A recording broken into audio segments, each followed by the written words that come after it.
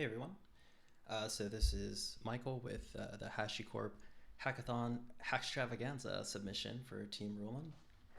So what I've done today is I've created a Terraform Drift Detection tool.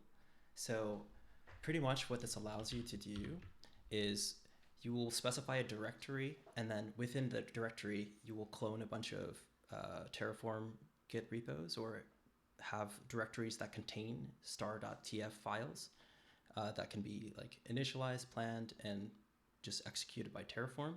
So I have some logic that will scan a base directory, which is called the clairvoyance project directory. Within all the directories in there, find those directories with .tf files, populate that into like a projects list, and then it will use those as services to get drift for. So I will go ahead and just, and this is meant to run as a command line tool. So I would put this on a cron job. The intent for me is I would do it every 12 hours or every 24 hours just to get an overview of what drift is present in my infrastructure. So I'm going to go ahead and do a go run. So this is all local, but I do have plans to containerize this, put it in a Docker container just so I can easily run this in Kubernetes as a cron job, and then that will then have a trigger to Discord in my case. But right now it's just printing to standard out just because this is just v1, right? So I'm going to go ahead and go run, and then we've got main.go, which can be packaged as a binary, but right now it's just the code itself. And then we have report, which is a CLI option, and we have where it's going out. So it can be either Discord or it can be standard out. So I'll just do standard out for now. And now we've got a bunch of debug logs still in here, but I have added parallelization. So all of the Terraform projects that are identified, and then they'll be all initialized, planned, and all at the same time, right? So it's grabbing all the data, it's grabbing like the Terraform version used by the binary. Later, it's going to be the version used by the whatever is specified and required version in the main.tf.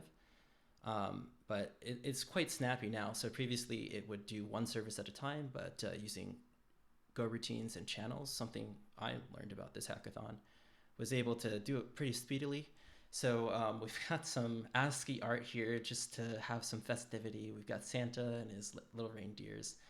And then I'm using an emoji library, which has a few different like lists of emojis. So I've got like a fantasy one, which is, in this case, it's fairies and mages. I've got like a Halloween one, so there's like goblins, ghosts, bones, spiders. There's also a Christmas one. And there's also, lastly, a New Year's one, I believe. So it's just like random. It'll randomly pick emojis from those lists and then just populate them. I don't have a way to specify this as an option, but I just thought it was kind of fun. Yeah, so this is kind of generally what the report will have. You'll have the version, you'll have add, change, delete. So now I know I need to take action. Oh, I see. This is a little, these are in two different directories, but yeah, maybe if there's a duplicate name, I could add more info there. But pretty much I know like what, at a glance, what I should be doing, right? So ingress controller, I need to figure out like, oh, what is the drift? But I know all of these guys are up to date. I don't have to worry about that. Don't have to worry about CSGO.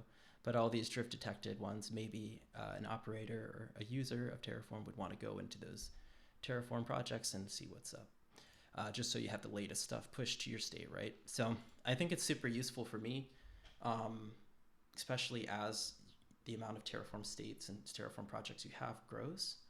Drift is inevitable. So this was super fun to write. I learned a lot about Golang the whole way just developing this.